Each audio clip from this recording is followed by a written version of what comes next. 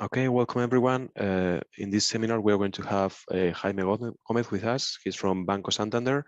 So he's an experienced IT executive and technology enthusiast and has a long track of achievement both in startups and finance multinationals. In the 90s, he was studying telecommunications engineering, and at the same time, he did a thesis in anonymous digital cash and was a member of Cypherpunks. He worked in the initial steps of the public internet in Spain from the startup environment, and he moved to the enterprise in 2008 as corporate head of telecommunication architecture in Santander. Since 2016, he's the head of architecture at the Crypto and Blockchain Center of Excellence, and he's also leading the global initiatives on quantum computing within Bank Santander.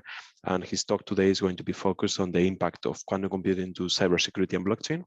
So it's the topic that we addressed last year, but many things have happened since then. So thank you so much, Jaime, for bringing the latest updates, and all yours. Thank you so much for being here. Thank you so much. I also see Alberto over there. I'm glad to be here. Thank you very much, Universidad Politécnica de Madrid. Thank you very much, everybody, for being there and listening. And normally I do talks in which I cover things in a very divulgative way without entering into many details. This is a special talk because this is mostly oriented to people that are doing a master in quantum technologies. So I enter into some details that I do not cover often. But I will not speak about quantum technologies because I guess that you already know about this. Maybe I will enter into details about cryptography because I think it is very important for people studying quantum technologies to understand what classical cryptography is so that they understand the threats. And I will also address what are the latest news about the transition to quantum safe forms of cryptography. A little bit about me. It was said I'm a telecommunications engineer. I was part of the Cypherpunks in 1994, and I feel very proud of that. And I did my thesis on anonymous digital cash in 96. By then, I was surprised to listen, if you remember, Peter Shor's algorithm, the one that breaks classical public key cryptography, was published in 1994. So it was right when I was studying cryptography when I heard about Peter Shor saying, hey, we can break this, no? And I said, well, what am I gonna do? But the feeling at that point in time was, what this was can be summarized in this sentence that was that appeared in one of my favorite books of cryptography, Applied Cryptography by Bruce Snyders. So he says that, however, it is unlikely that a quantum factoring machine will be built in the foreseeable future, if ever. So if ever is now, most people believe that it is not true, and most people believe that, I do, that sooner or later a quantum computer that will be able to break current public key cryptography will exist, and we're going to talk about that. Aside of that, I'm the Spanish champion of Carcassonne, a board game, a strategy board game in 2019, and I work in Santander, and I love photography and sailing laser. And here you see that for the second year in a row, I've been nominated as LinkedIn Quantum Top Voices, another thing of which I feel very proud. So for intro, I don't know if I shared, just let me check that I shared with sound because I want to put, share. I'm going to put a video to introduce the topic of today. This video is done by the Chief Computer Security in the Computer Security Division of NIST, the National Institute for Standardization and Technology in the United States. Here we go again. Wait a minute. What is this quantum thing? Is this Y2K all over again? I hope my files are safe. My stuff, my Passwords? My personal info. my emails, my texts. My photos? All of my messages? My data? Not another upgrade. How much is this going to cost? Quantum. Quantum. Relax. We know. Once access to practical quantum computers becomes available, all current public key algorithms and associated protocols will be vulnerable, potentially exposing your encrypted information to criminals, competitors, and other adversaries. Yes, your texts, emails, credit card payment information, digital signatures, online transactions, sensitive data, and intelligence and government classified secrets will be in jeopardy. But no, this is no Y2K event or a doomsday scenario. All your keys won't turn to dust. And a quantum computer capable of doing this is still many years, if not decades away. It's no time to panic. It's time to plan wisely. For over 50 years, NIST has set the standards in cryptography, from DES to triple DES to AES, and post-quantum encryption will be the same. We are working with the brightest minds in government, academia, and industry from around the world to develop a new set of encryption standards that will work with our current classical computers while being resistant to the quantum machines of the future. These new standards will be released in 2024. So what should you do in the meantime? First, keep encrypting as you have done all these years. Second, follow our work and start thinking about what software and hardware you will need to replace once these new standards are out. Now take a breath.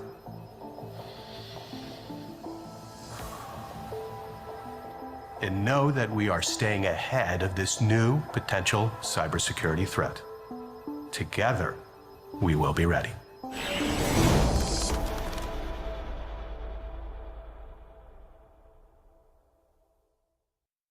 So basically, this was a nice summary of the talk for beginners. So let's go now into the details. Today, we're gonna make a little intro to cryptography, because you are studying quantum technologies, but maybe you are not learning cryptography. We're gonna discuss what the threat is. We're gonna discuss what the solutions are, what actions are being taken and should be taken. And lastly, we're gonna focus a little bit on what's the impact to blockchain. As they said in the chat, feel free to make questions. If they are pertinent, maybe I can just stop and address them as they appear. So one thing to understand, we need a way to understand how strong a crypto system is. So this is what we call security strength, which is classified these numbers here. Yeah, these numbers here are meant in bits, and basically, roughly, it means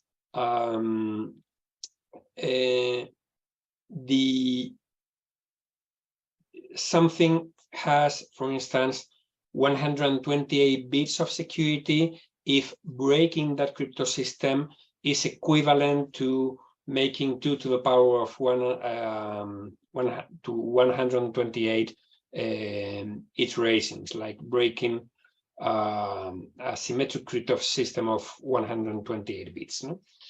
So to get an idea, current standards say that to be secure for 2031 and beyond, you should be using crypto systems with over 128 bits of security strength.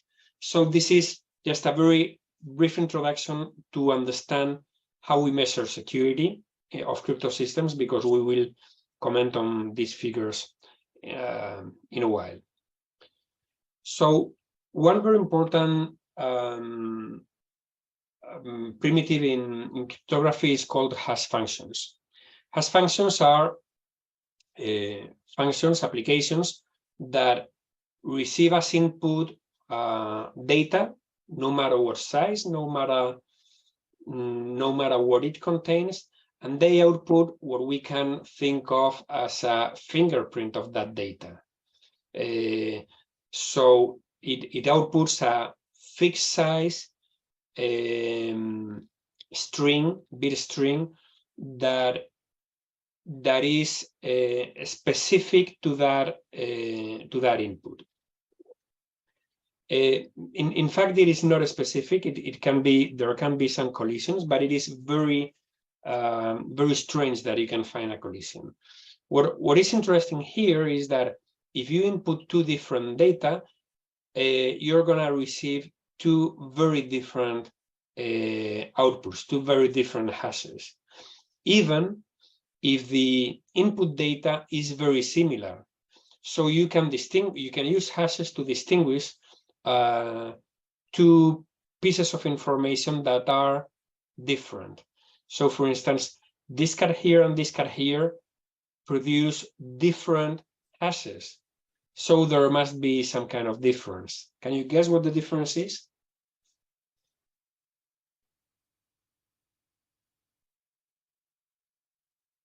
Well, this is a cat with a broken heart, and this cat has a full heart. So such a tiny difference makes a completely different output. So this is why it is different, very similar to a fingerprint. So two persons are going to make different fingerprints. SHA-256 is one of the most commonly used hash algorithms nowadays. So for instance, if you just input a bit with a value of 0, what you receive is this 256 bits string. But if you instead input one bit with value 1, you receive something completely different, but of the same size. Also, if you input long texts, or even if you input terabytes of data, you're still gonna receive 256 bits, but with difference. These two strings seem very similar, but they have different hashes. This is because they have some kind of difference. This I here is a J. So you can use it to distinguish data. Hash functions need to provide basically 3 security features. We're not going to enter in them in detail, but basically it is different kinds of collisions, what is called, or ability to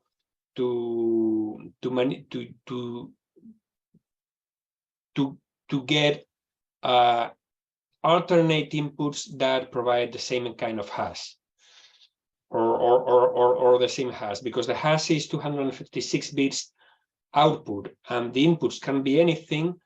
There may exist, or in fact there exist, several inputs that provide the same output, but that needs to be very complex or almost impossible to achieve for a hash function to be secure.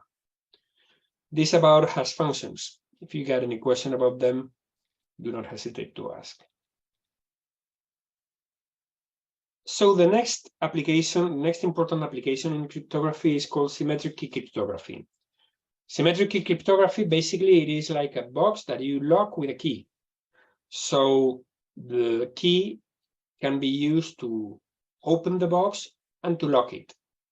So Alice and Bob, if they want to exchange their love letters, they can enter their letter into the box, And so, for instance, Bob wants to write a love letter to Alice. So Bob inputs the letter into the box. So basically encrypts it, locks it with the key. And using a copy of that key, Alice will be able to open the box, to decrypt the message, and be able to read it. The most used symmetric key cryptography algorithms today are the Advanced Encryption Standard, AES, systems, which the standards that exist today come in 3 different flavors, depending on the key, on the size of the key that you can use. AES 128, AES 192, and AES 256, which means the bit size of the key. And so you see that the security strength is just the same as the size of the keys of these crypto systems. So symmetric cryptography has been used since the Babylons 2,000 years ago. No, 2,000 more, 4,000 years ago. But in the 20th century, in the 1960s, it was already evident that it had a problem. And that problem is what we call the key exchange problem. So imagine that you got Alice and Bob that want to exchange their love letter, but they have Eve, who is an eavesdropper, that wants to spy on them. So yes, they can encrypt, but when they are far away from each other, how do they let the other know what key they are using to encrypt the message? The spy is going to be there, and if the spy captures the key, then there is not going to be any secret communication. So this is what is called the key exchange problem, and as I said, is a fundamental problem of symmetric cryptography. This was solved in 1976 by Whitfield Diffie and Martin Hellman with what is called public key cryptography. How does it work? So the kind of lock that we have in public key cryptography is a different one. It's a lock that works with 2 different keys. So when you close the lock with one key, only the other key will be able to open it, and vice versa. So Alice can create her lock and her pair of keys. So she will make one of her keys public, and she will retain one of her keys secret, just known to her, which will be her private key. So if Bob wants to send a letter to Alice, he will write it, he will put it into the box, and lock the box with Alice's public key, which is known by everyone. But because the lock has been closed with Alice's public key, nobody will be able to open it, because only the private key will be able to open it, and Alice is the only person in the world that knows the private key. So basically, this has solved the key exchange problem. In fact, when we do communications, we use this, but in public key cryptography is very intensive mathematically, computationally. So basically, when you do a web session, for instance, with a web page or a VPN session, what you do is you use public key cryptography to create or to encrypt or to agree on a symmetric key, and then the rest of the communication is going to be encrypted using symmetric key cryptography, which is very fast. So public key cryptography was born to solve the key exchange problem, but quite by chance, it came out to provide a new feature. So what happens if Alice closes the box with her private key, everybody will know that anything that is in the box was locked there by Alice. So in fact, that means that that it is a form of signature. Only Alice could have put that in there. Only Alice could have made that encryption, because she's the only one that has the private key. So digital signatures basically are encryptions using the private key. Everybody using the public key will be able to decrypt them and hence verify that the encryption was made by the corresponding private key. So all this, as said, was invented by Whitfield Diffie, which is this guy here, and Martin Hellman, which is this guy here, in this paper, New Directions in Cryptography, published in 1976. This guy is Ralph Merkel, another very important cryptographer, but we're not going to talk about him much today, or maybe a little bit in the end. So I will not go into much details on the maths because I do not want to span. I'm afraid that the talk will be maybe too long, but basically you see that it uses modular mathematics. Basically, Alice and Bob agree on a number called a generator, doesn't matter, and a prime number. So they choose a random number. Each one chooses one random number. So Alice elevates G to that random number, modulo the prime number. Bob does the same. So basically they agree the random number A is Alice's secret key. G to the power of A becomes Alice's public key. And the same way B is Bob's secret key, and G to the power of B is Bob's public key. So when Alice elevates Bob's public key to her private key, and Bob does the same, Alice's public key to his private key, they will get the same value. From there, they can derive a key to be used in the symmetric key algorithm. So this is based, you see, because this works, this is clear because calculating logarithms in discrete fields like modulo a prime number is a complex problem, a complex mathematical problem for which we do not know an efficient way to solve it classically. Little later, these guys, Ron Rivers, Taddy Samir, and Len Edelman, in 1978, published RSA. RSA is more complex than Diffie-Hellman. Diffie-Hellman is only good to do key exchange, but RSA is good also to encrypt and to create signatures.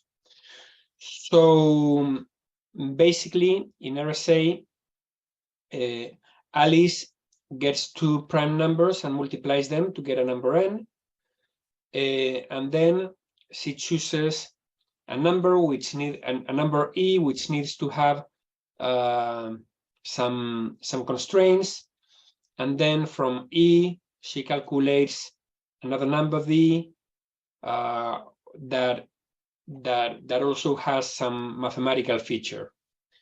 Basically, it is like e and d are going to be inverse numbers in the calculations that they will do later on. So Alice's public key is going to be E and N. N is what we call the RSA modulus. And the private key is going to be V and N. So if Bob wants to encrypt something for Alice, Alice creates her keys and sends her public key to Bob. So Bob has the message is M. So the ciphertext is the message M to the power of E, part of the public key, modulo N, which is the multiplication of those two prime numbers. And then Alice can decrypt this, elevating the ciphertext to her private key to modulo N. And because of the feature that I mentioned before, the way to get D, to calculate E from D, it results that C to the power of D is equivalent to M. To do, if you don't understand this, maybe you can get a copy of the slides and read afterwards, but it is basically basic high school maths. The only complex thing is to trust this, which is based on the extended Euclidean algorithm, but this is a proven thing. To do a signature is basically the same thing. So Alice has a message. Basically, in practice, she could do this with the message itself, but the message may be very big, and so it would be computationally more complex. So basically, before that, she calculates a hash of the message, and what she does is she creates a signature. The signature is the hash of the message to the power of D modulo N, and then Bob verifies that if he calculates the public key's power of the public key of the signature, he will get the hash, and he can compare this hash with the hash that he can calculate from the message that Alice sent. So the security of this, you can also say that it is also based on discrete logarithms, but also it is based on the ability to calculate the two primes that compose N. Because if you can calculate these primes, so if you can factor N into its two primes, then you can reverse this computation here. So basically, if you get to know P, Q, the two primes, and you know the public key, which is D, you are going to be able to calculate E, which is the private key, or vice versa. If you get PQ and you get the E, the public key, you're going to be able to calculate the private key.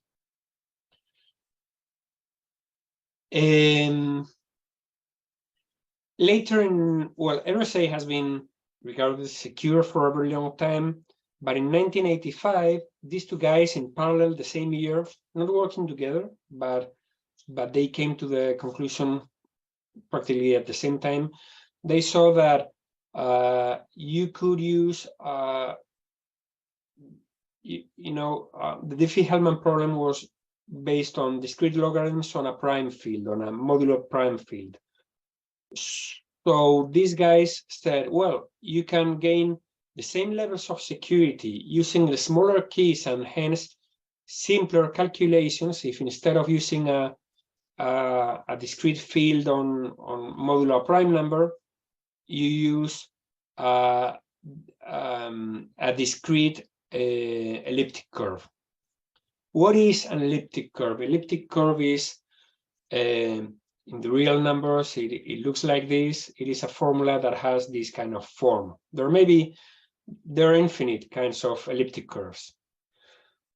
In particular, this curve here is a standardized one by NIST. It's called SecP256K1, and it is this formula. And you see, it is a formula very similar to this one, almost the same formula as this one, only that it is modulo a prime number. And this prime number is a very large prime number that it comes out of this calculation. Instead of having something as neat as this, you get a a field of dots that look quite random. Okay, but this is just a simplification because with this prime number, it would be a much more complex drawing. No? So in this, I'm representing this in a real curve instead of a discrete one, because in a discrete one it is very difficult to see, but the operations basically come to be the same. You can define operations in this curve. Basically, you got you can say that if you add P and Q, you can get R by finding an intersection and dropping to the other side of the curve, drawing a line that crosses P and Q, these 2 points, finding where it intersects with the curve and finding the opposite point in the curve. This is the way they define addition here. So you can multiply, you can create multiplications by adding P and P, so it comes to be this kind of form. So you can move along the curve as you go adding a number with itself. So going back those several steps in the curve in those multiplications is very complex. So in elliptic curve cryptography, Alice and Bob agree in a curve with a number of points. So this is basically the definition of the curve that they are using. So Alice chooses a random number D, which is going to be her private key, and then she calculates the original point multiplied D times her private key, and the resulting point is what is regarded as her public key, no? The coordinates of the final point where you reach after adding G D times. So this is a little bit more tricky. I will not enter into detail, but for Alice to sign a message, well, elliptic curve cryptography is not very good, not very well suited for encryption. There are forms of using it for encryption, but it is not used very often. It is mostly used for signatures. For instance, all blockchains use elliptic curve cryptography. So this involves many steps. I will not enter into details, but Alice has her public key. She sends her public key, which is P, along with the parameters of the curve, and then she chooses a random K. And then she continues doing some operations that result in two numbers, R and S. From R and S, Bob can calculate, can verify that he can get a number that should be equal to the R that Alice provided. The only important thing here to remember is the choose random K. We will talk about that in a while. What are the strengths of these crypto systems? So the Diffie-Hellman crypto system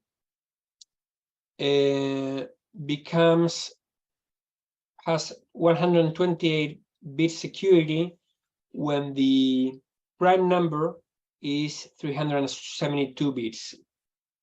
Same goes for RSA. When the modulo, the multiplication of the two primes, has a size of 372 bits. And elliptic curve cryptography has the same security with 256 bits. So this is the reason why elliptic curve cryptography is faster, because you work with the smaller key sizes. You also produce more convenient signatures. But it also has a drawback, and we will see later. So remember that elliptic curve cryptography uses smaller key sizes. Obviously, you can use longer key sizes to achieve better security strengths. Okay, so there have been throughout the history different ways to attack cryptography. Let's see some classical attacks to cryptography. So the first attack is physical brute force, which is give me the key or I'll kill you. Sometimes we think that we do not think that this is the easy way. So there's been many times where people has stored their Bitcoin keys with lots of caution, etc. But in the end they were robbed with a gun. As simple as that, no? So there's always the last resource to traditional crime. Another option is to kind of guess. You remember, for instance, the secret sauce to break RSA was to identify the prime numbers that compose the modulo. So maybe you can, how complex it is to guess one of those prime numbers. So the number of atoms in the universe is 10 to the power of 20, which comes to be around here. So can you guess how complex it is to break or to factor a 5012-bit prime if trying every picosecond? 5012-bit, this is much smaller than the key sizes that we normally use.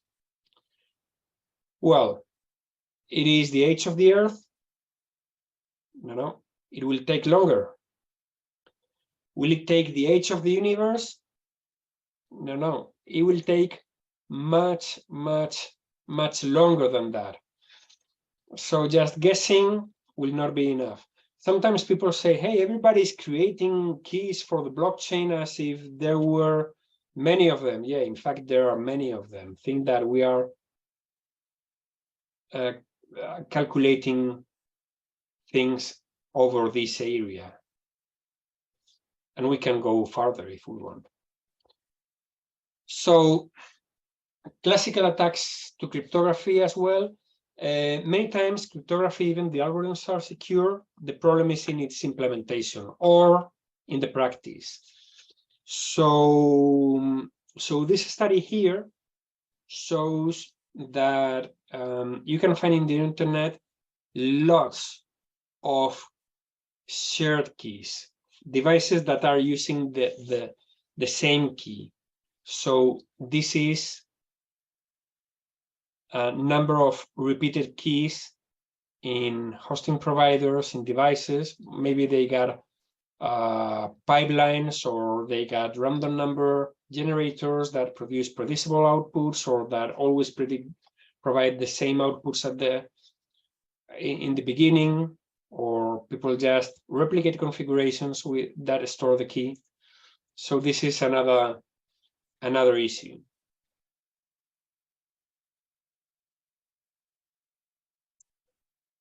So another way of attacking or another error in implementation is when your source of randomness is not good enough.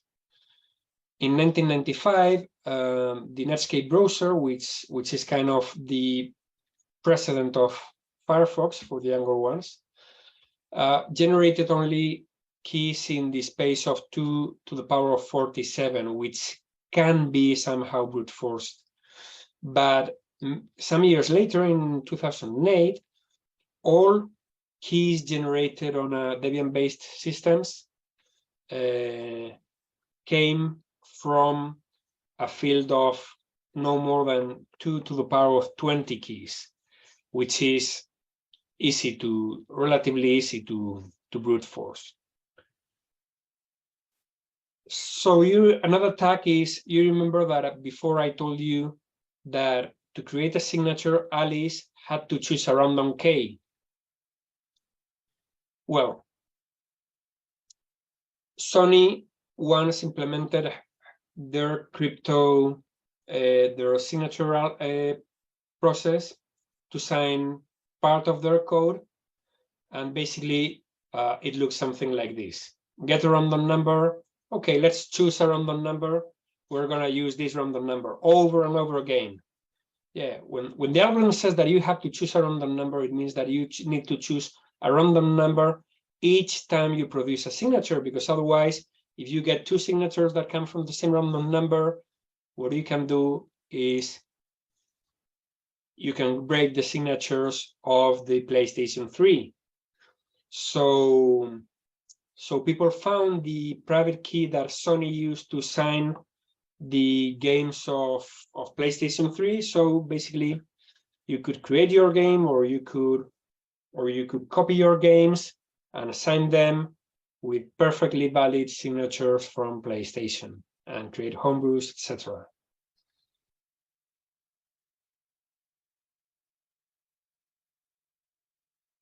Another thing is that cryptography is difficult to be managed because not many people know about cryptography. Many people do not understand cryptography in detail, and many times they just deploy default configurations and let them there and do not maintain them anymore. Why care? No. So this study found that it is still very easy to find out there signatures and key size and keys with very small sizes that were used long ago. And those sizes are breakable today in some situations. So 12-bit keys are breakable. 1K, maybe national agencies. Publicly, nobody has broken RSA 1K, but sure, you can see RSA 1K if you dig in the network. There's another attack that comes out of entropy. So if in RSA, if one of both prime numbers is shared with a different key, if two pairs share one prime number, you get both keys, and basically doing basic math, the greatest common factor, you're going to be able to break both keys. And so this is where lack of randomness in generating the original prime numbers can create a vulnerability in your setup. And the latest one that I want to cover is the plain old search for private keys in Pastebin, in GitHub, or wherever. And if you do this, sure, you're going to find several results, and you're going to get private keys that were left there for you to get them and hack with them a little bit. So this was about the intro to cryptography. Any questions?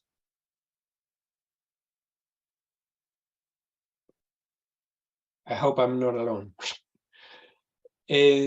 So let's see the thread. You saw in the video in the beginning that NIST has started to create the standardization process to identify quantum safe cryptography that is called post-quantum cryptography. We're going to talk a little bit in more detail about post-quantum cryptography later. But for you to understand what requirements they are getting here, basically they're evaluating different setups. So if the number of quantum gates that needs to be deployed to break, and so they're expecting that a crypto system that to be broken needs 2 to the power of 40 quantum gates. They expect that this will be broken in the future in 1 year by a real quantum computer. If the number of gates is 2 to the power of 64, they expect that this will take 10 years. And if the number of gates is 2 to the power of 96, this will take 1,000 years. So first, quantum algorithm that we are going to see that may mean a threat to cryptography is the one by Love Grover. You know, I assume you know about quantum computing. Love Grover's algorithm allows you to find to find a data and an information in a database is what is said a search algorithm in an unordered database. So you can apply Grover to identify a key of a symmetric key algorithm, or you can use it as well to calculate a pre-image of a hash or to break a hash. This study, I'm putting here the references for you to catch them if you're interested in the topic. So many times we hear that Grover's algorithm provides a quadratic speedup. That means that it would reduce the security strength of the crypto system by half. So if you got a 128 bits crypto system, Grover might take it to 64 bits of security.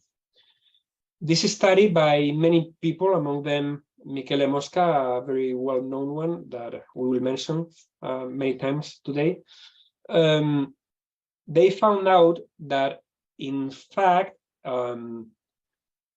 all those messages stating that Grover means quadratic advantage for cryptanalysis, in fact, are very optimistic because they do not take into consideration the complexity of implementing part of the algorithm, particularly if you know Grover's algorithm, the Oracle, and also the cost of correcting quantum errors. So basically what they say is that the traditional calculations that establish theoretical theoretical efforts to break cryptography with using Grover's algorithm are far away from reality. So this means these numbers here means the number by which you would divide the security bits of a crypto system. Ideally, when you do not have to do error correction, you would in fact divide the security bits by 2. As we said, this means quadratic advantage. But as you start to be needing to implement error correction to cater for qubit imperfections or quantum gate imperfections, you are gonna decrease from here. In fact, you may be working you may be not having any advantage at all. You may be performing worse than classically. Also, if we take a look at the cost to build an attack to SHA-256, the number of logical qubits that they estimate is in the order of 6,000 logical qubits. This may be many, this may be millions of physical qubits, depending on the quality, on their quality. Improved versions of SHA-256 might require 1 million logical qubits, which is probably very far away in time. And also, if we take a look at the cost in number of gates, this means that the computation would take more than the age of the universe, much more than the age of the universe. So current studies say that Grover-based attacks to hash systems may not be practical. Same happens with symmetric cryptography. So this analysis on AES, this other low MC is another symmetric crypto system, come to same conclusions. You remember, this was 1 year, this was 10 years, and this was 1,000 years. Even if you want to break this in 1,000 years, which probably is useless, you still need as many quantum gates as atoms in the sun. So probably this is also Grover is, with regardless of what it is normally said that Grover is a threat, most probably it is not. Grover does not provide enough acceleration to break symmetric cryptography and hashes under realistic conditions. So this is Peter Shor, you know, his famous paper, Algorithms for Quantum Computation. So many people, when talking about Peter Shor's algorithm, many people talks about factoring. And they always forget that Peter Shor's algorithm also covers discrete logarithm. So Peter Shor, in just this paper, breaks RSA, Diffie-Hellman, and elliptic curve cryptography. So it is good for everything. So when I hear many people talks about Peter Shor and then they talk about factoring, it is not only factoring, it breaks everything. For those who do not know it, basically Shor's algorithm, in a very simplified way, with the public key, it creates a periodic function. You can see I've created this data, no? With very small keys, you can see that you can build a periodic function that is very easy to identify. When the numbers start to grow, it is more complex to identify the period, no? But Shor's algorithm leverages on what is called the quantum Fourier transform, which is an efficient way to calculate the period of a function. So once you have calculated the period, it is basically plain old basic high school math to get the original prime numbers. In this case, you see, I was working with 7 and 11, and here they are. Here I was working with 3 and 5, and here they are. How much does it cost to work with Shor's algorithm to break cryptography? So there's a lot of works, and it looks like everybody's benchmarking for RSA with a modulus of 248 bits.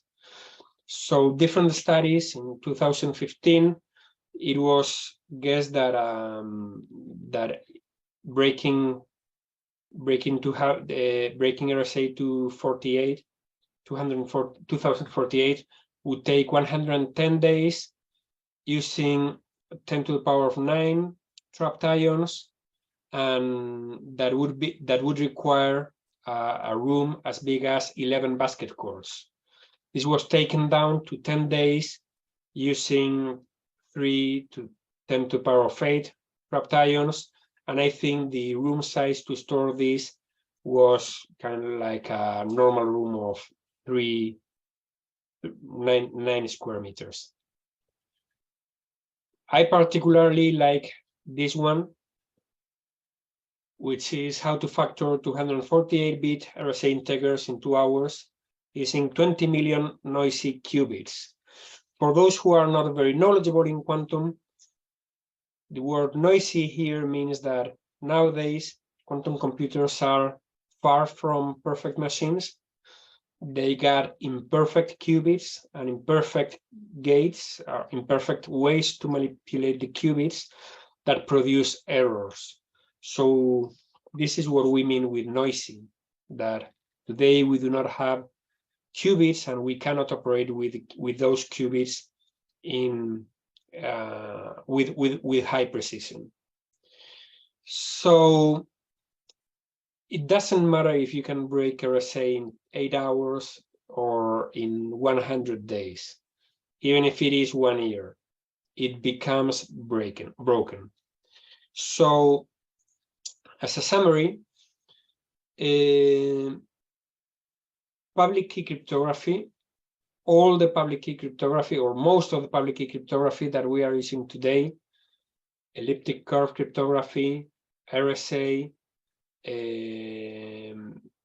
traditional discrete logarithms, Diffie-Hellman, which does not show here, will be basically broken due to Shor's algorithm. This is the original pre-quantum security level, the classical security level, and this is the security level estimated with a post-quantum system. Has functions that are under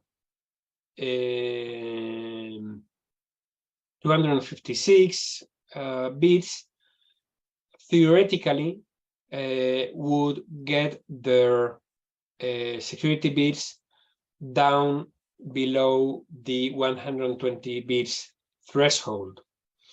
So the solution for AES and for hashes is to use large hash outputs or large symmetric key sizes. I told you that these numbers, in fact, these ones around here, are theoretical, not real.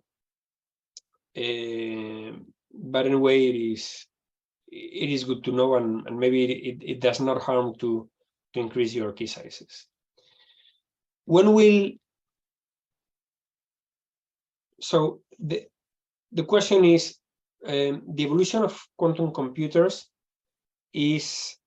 demonstrates that it is very likely that sooner or later they will break public key cryptography. And I'm not meaning symmetric cryptography or hashes. I'm specifically talking about public key cryptography. When will this happen? So there are two main figures to understand the power of a quantum computer.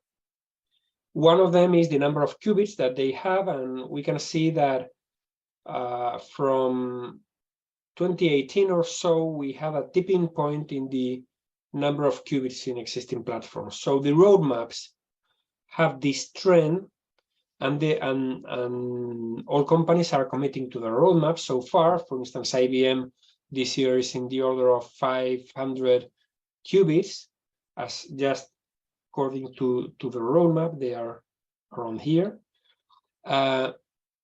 With the number of qubits, the 20 million noisy qubits will be achieved roughly in 2040. But you can see that this may speed up, so it also may be around 2030. So it might be somewhere in this area between 2030 and 2040. Another important thing, another important feature of quantum computers is their quality, how noisy they are, how many errors they have.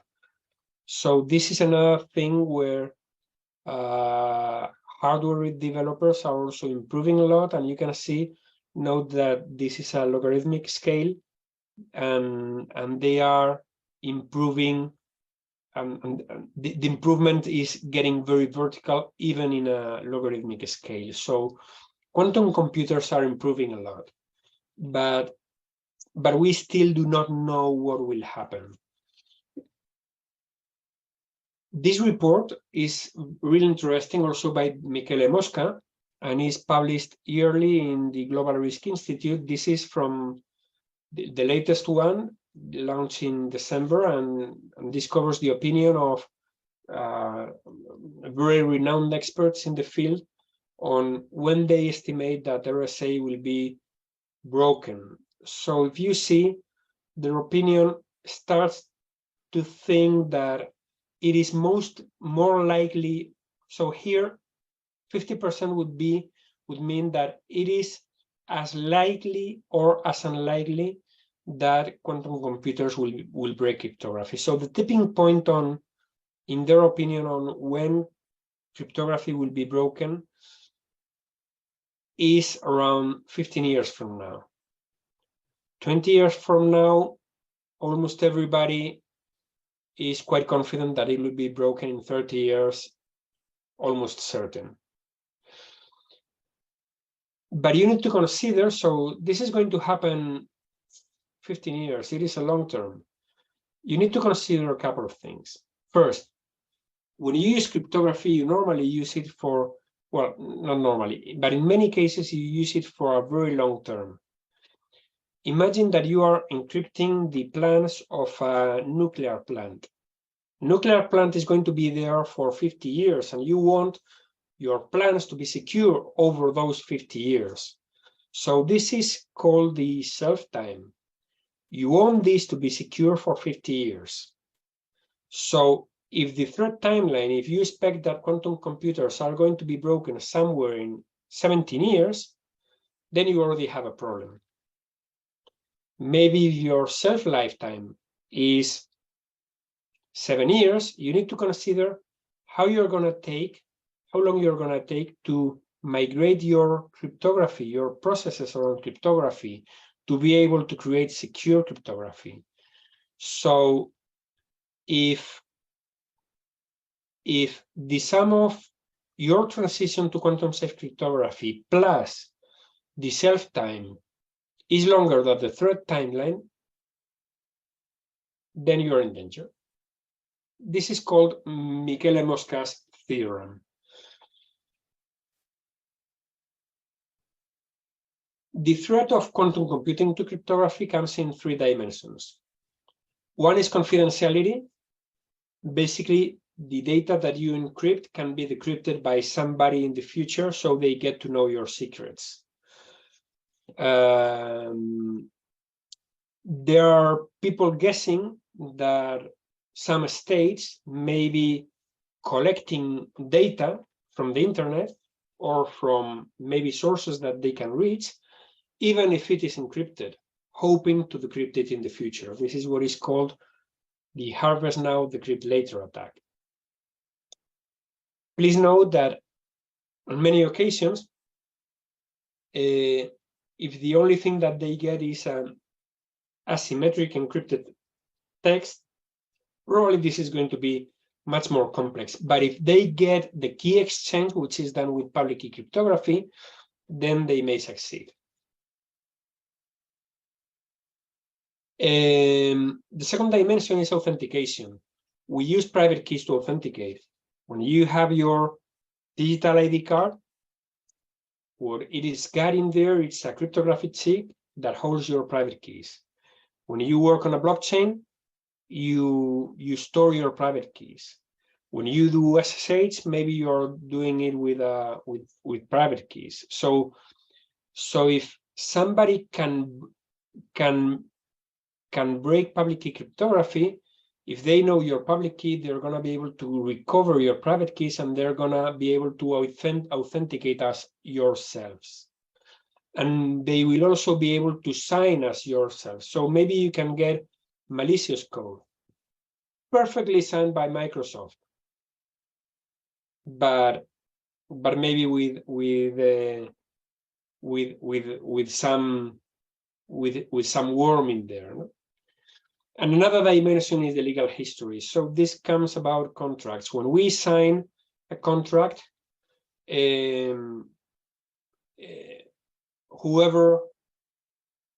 gets to see the signature will be seeing also the public key, because the public key is used to verify the signature.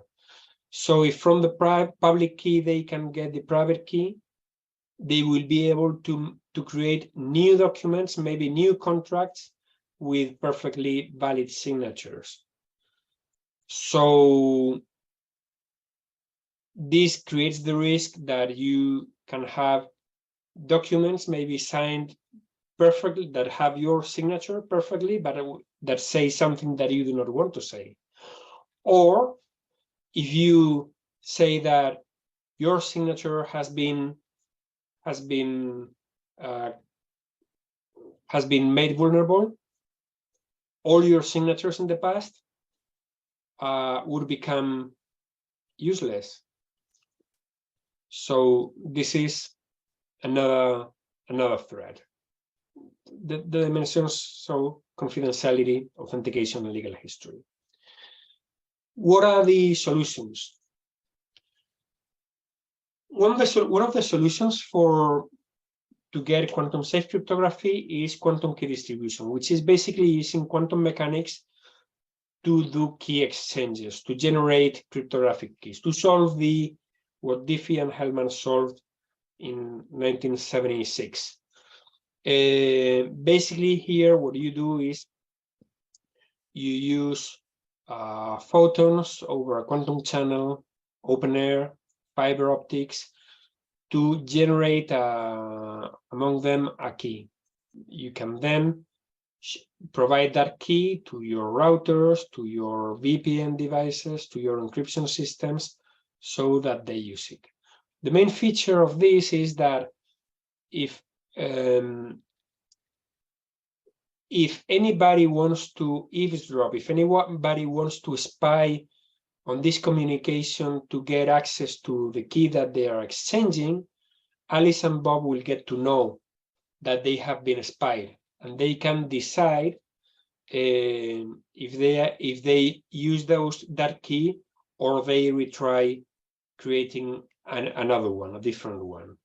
So basically, if Alice and Bob get a key, and they can know how confident they can be in that key is secure. China is leading the path of this. This is called quantum key distribution, also known as QKD. And they have built a quantum network using QKD that spans 4,600 kilometers with a satellite leg. This satellite is called Mythius. It's a low orbit satellite. In Europe, we have the program EuroQCI, Euro Quantum Communications Infrastructure, which at this stage is aiming to generate a network of QKD based communications in Europe. How is this going? So the EuroQCI expects to have some terrestrial segments with fiber optics, a space segment with satellites, and then some test beds. No? The problem with the QKD is that currently it cannot reach far away. Although there are some experiments that reach quite far, most commercial products, there are commercial QKD devices, do not reach much farther than 100 kilometers. So farther than 100 kilometers, you need to create repeaters, and those repeaters, with technology available today, tend to be trusted nodes, and having trusted nodes deployed every 100 kilometers is also a complex task. By doing this with a space segment, you can reach much farther, because the losses in open air are smaller than in fiber, and a satellite only has in the order of 17 kilometers of air, part of which is quite thin. The most complex part is where the clouds are, or pollution.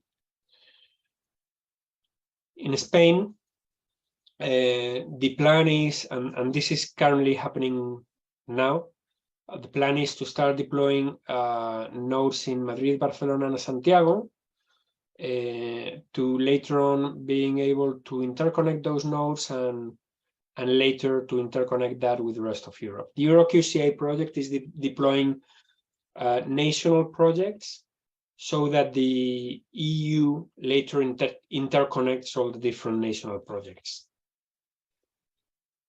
With regards to the space part, the roadmap, I haven't heard if this has been committed, but there was an idea of launching. I've heard something about this, but I don't know if, I'm not sure if they are about to launch it. But anyway, the plan is to launch one satellite, one low orbit satellite, to provide QKD to the surface, and between 2023 and 2026 to be able to launch more low orbit satellites. In this slide, I do not have the logos of Santander, my company, and BBVA, but they should be, because we participated. Caramuel is a Spanish project for the European Space Agency to launch geostationary satellites to provide QKD services. Nobody has done this yet. The only satellites all the projects that are aiming to do QKD on satellite are low orbit, which has some benefits, first being that it is easier to launch a low orbit satellite than a geosatellite. But geosatellites have another benefit in that they can see simultaneously both two continents, for instance, Europe and America, and also that the terrestrial stations do not need to track the satellite.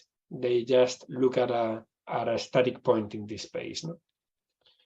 So this about quantum cryptography. Quantum cryptography is more complex, but basically, as of today, when we talk about quantum cryptography, almost everybody means quantum key distribution, because other features of quantum cryptography are very in early stages.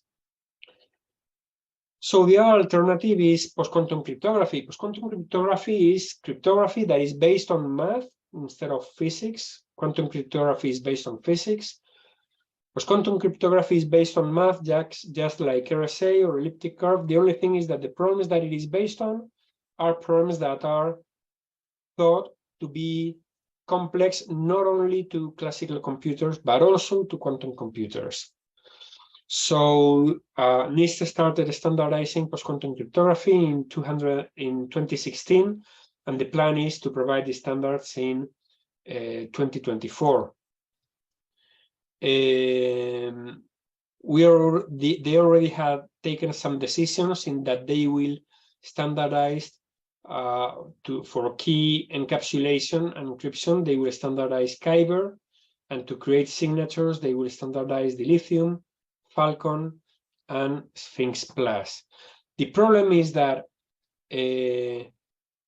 Rainbow, which is an algorithm that had reached to the third phase of the standardization phase, was broken by on a laptop in February 2022. After taking the decision to continue evaluating the algorithm Psych, last summer, somebody also found a way to break the algorithm in one day. I think they did. So the problem with post-quantum cryptography is that it is quite new, and it is based on problems that maybe have not been studied with as much detail before. So we do not know if there's a hidden easy solution that we just don't know today, like happened, for instance, for Rainbow or for Psych. No? So if we compare quantum cryptography versus post-quantum cryptography, in quantum cryptography is probably secure. It is based on laws of physics, and you know it is secure. If you get a key and the protocol does not say that something is wrong, then you know that you get a secure key. The problem with quantum cryptography is that it is very limited. Basically, as of today, quantum key distribution and not much more. You do not have complex signature systems, and there are experiments on that, but not practical. It requires a complex infrastructure, and it also has vulnerabilities when you try to deploy it in real-life scenarios. Post-quantum cryptography can be executed classically, and you can. It is basically software, so you just can replace your previous software with post-quantum cryptography, and you will be done. The problem is that, well, we know RSA is secure because it has not been broken in decades, and the same goes for elliptic curve. But with these algorithms that are relatively new, we are a little bit uncertain. So this is why there's a recommendation and a new term called crypto agility, which means that you should be able to adapt your cryptography to new crypto systems in a simple and fast manner. So imagine, in case your cryptography gets broken, you should be able to tackle that. So in the future, you need to take into consideration that your cryptography may be broken, which is something that we should have done with RSA and elliptic curve, but we haven't. We're convinced that the RSA is going to be secure forever. Now we know it is not, but we know that it is going to be in some time. But maybe one of those algorithms will come with a vulnerability in a 0 day, and so you need to plan for that. So basically, the timeline is that in 2024 we will have new standards, and so companies should already be planning to transition to them. They should have completed their transition early in 2030s, because from there, anytime we expect that cryptography will be broken. Or maybe even earlier, if somebody discovers an incredible breakthrough, which could happen. I will cover, I'm a little bit short of time, I will cover quite fast a little bit on geopolitics. This is a little bit update. I forgot to update this graph. I got figures from 2022 in which the global effort is in the order of $30 billion, and China has 15 billion. So if you look at the global investment, China is half of the world's investment in quantum technologies. So basically here what is happening is that there's a fight to lead the future of technology, the future of computing, but also there is a fight to be able to break other countries' cryptographies or other companies' cryptographies. This is why the Wassenaar Agreement, which is an arrangement among multiple countries to create controls on the export of technologies that can be used for civil uses, but also for military uses. The Wassenaar arrangement is discussing to limit to impose export controls to quantum technologies, so that to limit the capacity of some countries to develop their quantum programs. Also, the national security agencies are making some recommendations. I put here some of the most interesting ones. Basically, they remind that the cryptography needs to be, or the data protected by cryptography needs to be secure in sometimes 4 decades, and you need to factor this in your plans. They recommend that large organizations start considering the threat of quantum computing in their roadmap, and they suggest that companies, enterprises should start planning a migration to post-quantum cryptography. And all of them favor post-quantum cryptography versus quantum key distribution. And there are several reasons for this. I will not enter into much details about this, but basically, I said before that quantum key distribution requires a very complex infrastructure, has limitations in reach, versus post-quantum cryptography may be easy to adopt.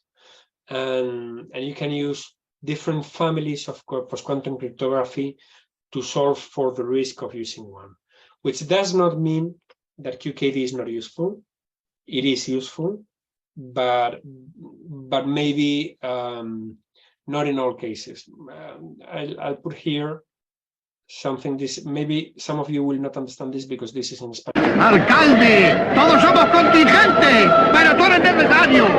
This is from an old film in Spanish in Spain that says basically, I'll translate. It talks about the mayor of a town saying that the mayor is somebody that is needed, and the people in the city is a nice to have. So basically, in my opinion, post-quantum cryptography is needed, and QKD is a nice add-on if you can have it. But post-quantum cryptography is a must.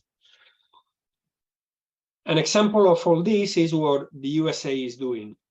The USA has taken the effort in taking the transition to quantum safe cryptography under the presidential action. Initially, quantum technologies and all this was under the Energy Department, and last year it was taken by the White House itself, by the president. They have published their new roadmaps for cryptography. This is really interesting. So many people is looking at that they are asking everybody not to use classical cryptography beyond 2033.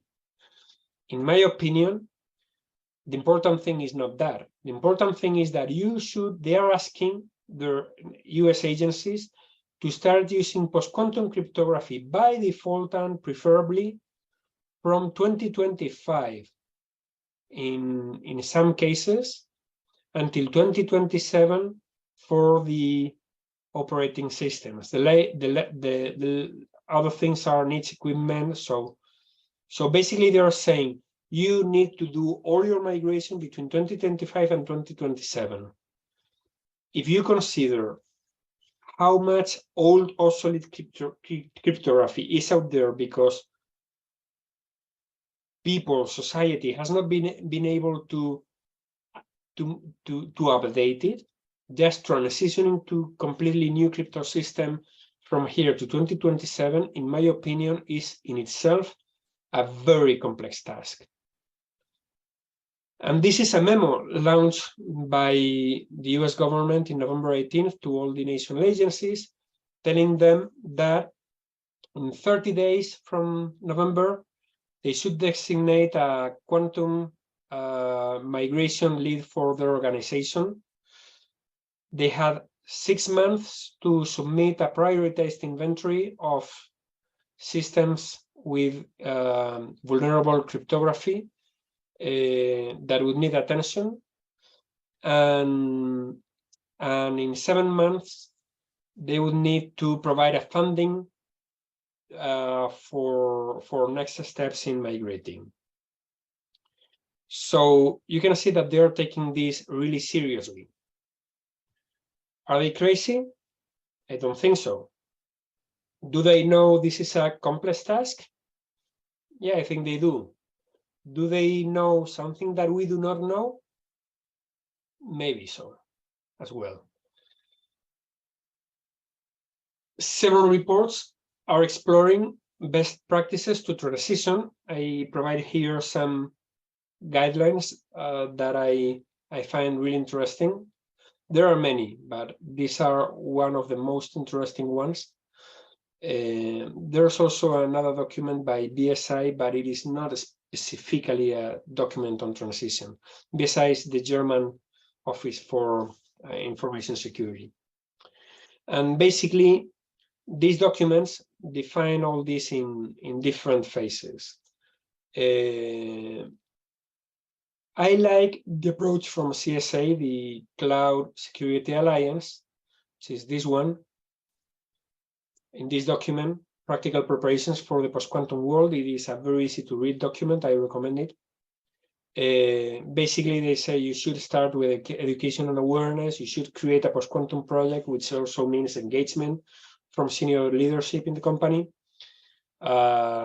Start taking a data protection inventory, understand where and how you're using cryptography, analyzing it, and deciding migration paths, prioritization, etc., and then executing the plans that you have designed in the analysis phase. So let us go, if you have no questions, let us go with the impact to blockchain. Sorry, Jaime, I've got a question.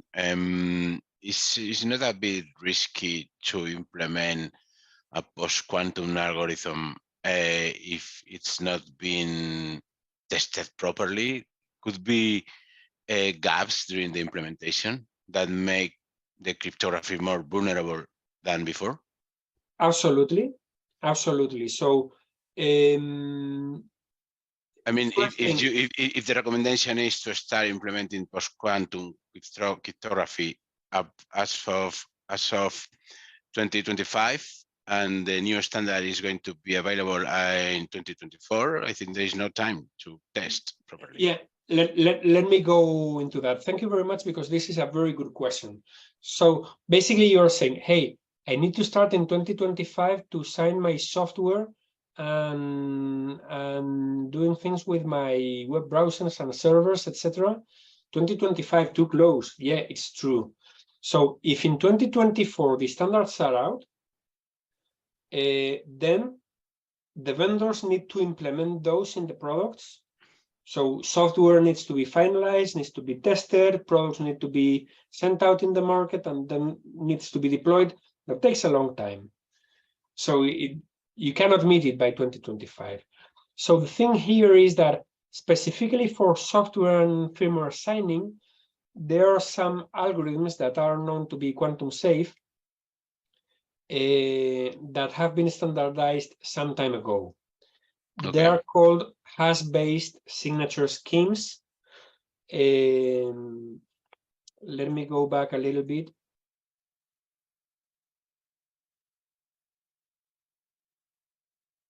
Yes, so in the meantime, I'm so sorry to say that we are almost out of time. Jaime, I'm so sorry. So please go ahead with the questions, but with the impact of blockchain, please go ahead, but just a bit quicker, faster. So sorry for that. Okay, I'll go fast.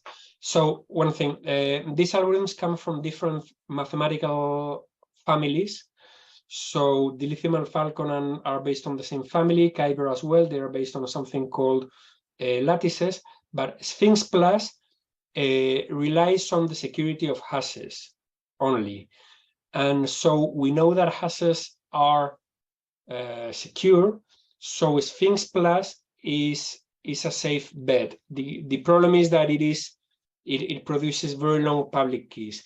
But there are other hash-based signature schemes that have some minor implementation or some implementation complexities that exist already, so they can use for firmware signing. Okay. But you're right, you should not be deploying post-quantum cryptography by itself in an urgent mode. You should wait until you receive verified, certified products. That is gonna take time, but you will also most probably will want to make hybrid cryptography. And I'm not talking about this today in much detail, but it is very important. I should have included it. So basically, if you make a signature, you can create an RSA signature plus a post-quantum signature. So if one of both get broken, then you can take decisions. Okay. Or if you exchange a key, you can create a key exchange using Diffie-Hellman and you can exchange a key using a post-quantum algorithm, and then you mix both keys, thus creating a hybrid key that does not rely on just one of the algorithms. So hybridization is a way for you to get the crypto agility that you have mentioned. Thank you very much for the question. Thank you to you. I'll go very fast to blockchain because there's a lot of questions about this. These are, for you to take a snapshot, these are some good references to learn about this. I'll go really fast. You know, one of the topics on attacks to blockchain networks is about the proof of work. You know, proof of work is the system that creates consensus on some networks, like for instance, Bitcoin. Ethereum in the past, but Ethereum does not use proof of work anymore. But the most important network that uses proof of work as of today is Bitcoin. This is what we call mining. Mining basically is based on producing hashes in a hash way, in a fast way. So we have seen that quantum computers are not in reality that efficient to calculate hashes that can match a specified criteria. So Grover is not going to provide an advantage. Also, taking into consideration that this is already a very specialized calculation done in hardware, and quantum computers have very smaller clock rates. The expectation is that it is going to be very long before quantum computers mean a threat to proof of work, if ever. Let's go to something more practical, which is transactions. Let's recap a little bit on what blockchain transactions look like.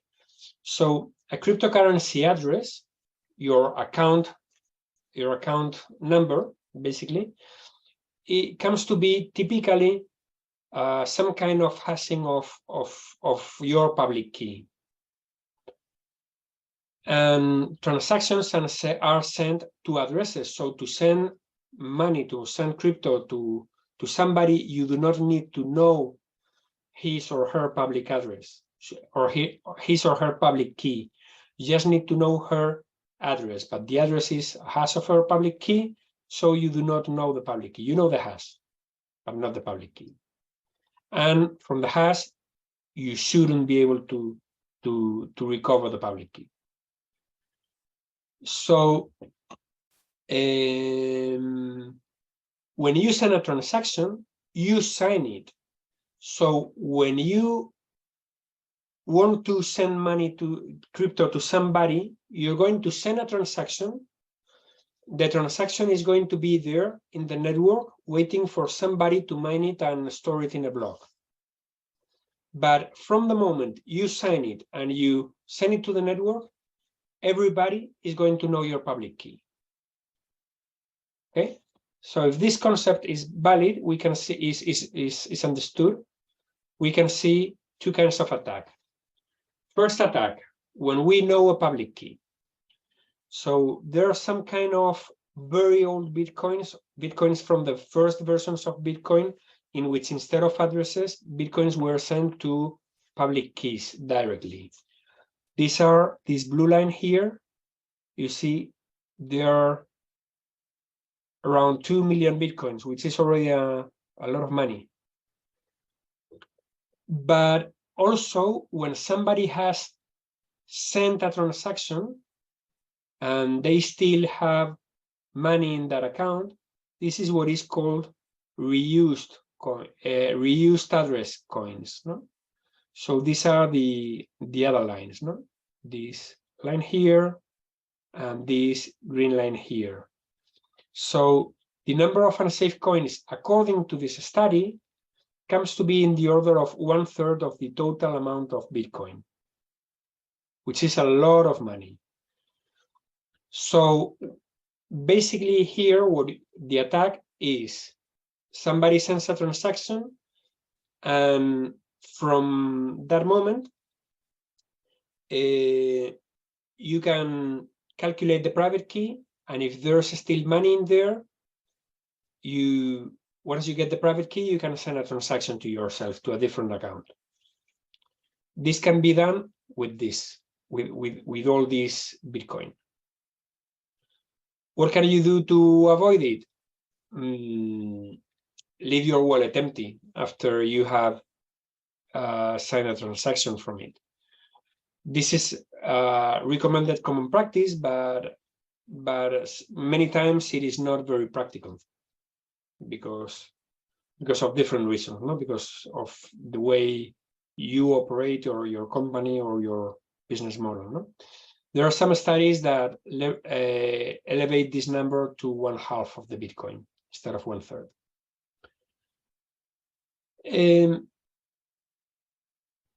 While in this attack, you can always empty your account after sending the transaction, there's another possibility,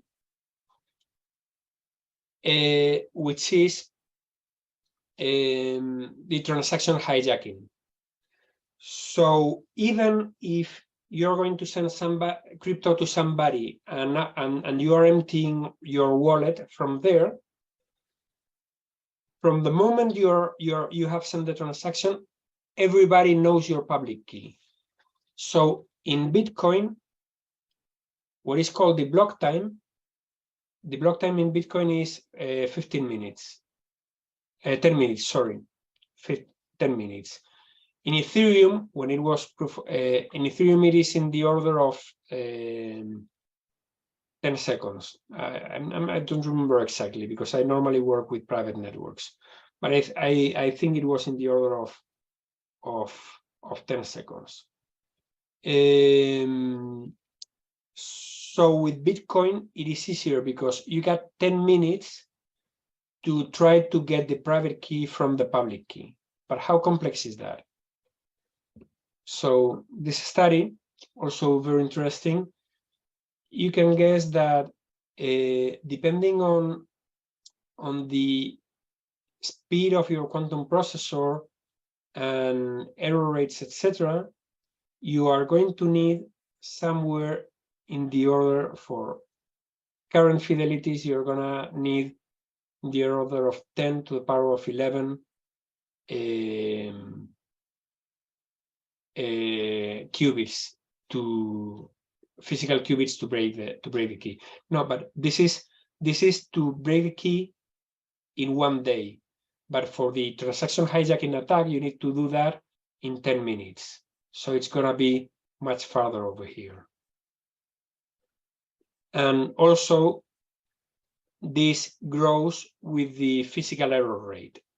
This error rate, 10 to -3, is higher, is better than what we have today. Today we are in the order of 10 to the power of -2, so we would be around here. So you can also see that we would need a lot of qubits of high quality to break Bitcoin's cryptography fast enough to be able to hijack transactions. But in fact, this is a kind of attack that cannot be avoided. If somebody can do it, you cannot avoid it. What mitigations you have? So we told you can reuse addresses, avoid reusing addresses, or networks can create faster block times to reduce the amount of time that transactions can have. Very specific, I do not have time to explain that. Also provide immediate finality, so that means that a transaction is valid from the moment it appears on a block, so that blocks cannot be reverted. But this is a complex topic. If you know about blockchain, you know what I mean. Another solution is migrating cryptography to post-quantum cryptography. This would mean to create new chains, what is also called forks. Ethereum 2 already has some kind of of ideas incorporated in to provide security against post-quantum cryptography, and it is expected an Ethereum 3 version in some years from now that will be done using post-quantum cryptography. And there are some blockchain projects that are using post-quantum cryptography from the beginning. In particular, they're using XMSS, which is the hash-based crypto system that I mentioned before that is already standardized, but it's not part of the post-quantum cryptography standardization process. So one of them is the quantum-resistant ledger, and another one is the XX network by a famous cryptographer called David Chaum. So basically, what do you need to do to transition to quantum safe cryptography? So you better start planning now. I think it is the time to start planning. Start learning as well. This is not easy. Test. You do not need to deploy things, but it is good that you start testing and you start learning and get ready. So you will become quantum safe in the future. Thank you very much. I'm sorry I was so long. Super good, Jaime. Thank you very much to you because it's always a pleasure to have